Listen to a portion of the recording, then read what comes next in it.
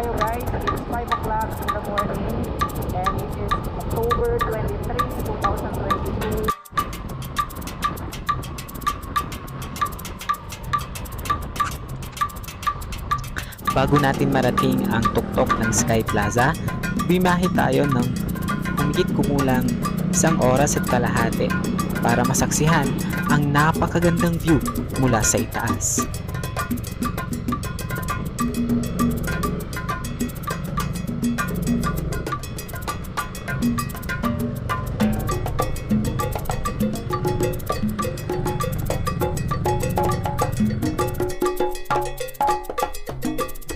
Ang tourist spot na ito ay naitayo sa pamamagitan ng bayanihan ng mga taong nakatira dito.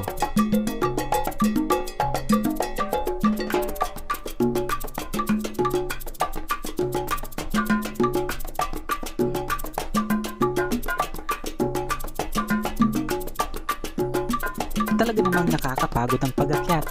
Ilang minuto rin ang bubunuin mo para marating mo ang tuktok ng Sky Plaza.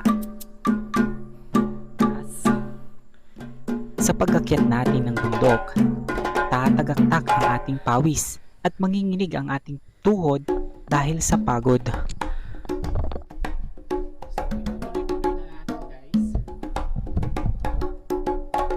Sa kabilang banda ng ating paglalakad, makikita natin ang krus na kung saan ito ay may sukat na 30 feet. Habang binabagtas natin ang ating daan patungo sa itaas ng bundok, nararamdaman na natin ang lamig ng simoy ng hangin. Hanggang sa bubungad sa atin ang napakaganda at malaberteng tanawin.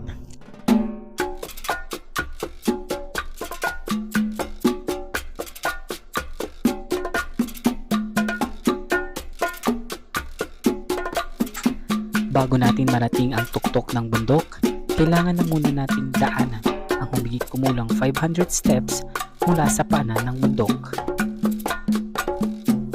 Maya't maya pa, unti-unting bubungad sa atin ang tinitingala ng lahat, ang napakalaking statue ng Christ the Redeemer o mas kilala bilang Ayat ni Apo Jesus sa mga Ilocano or God's Love. Ang statue ay nakatirik sa itaas ng bundok ng 1,108 meters above sea level. Mula sa itaas, makikita natin ang kabuuan scenery ng Natividad, Pangasinan. Kaya naman, halina't tunghayan natin ang napakaganda at napakaaliwalas na kaganapan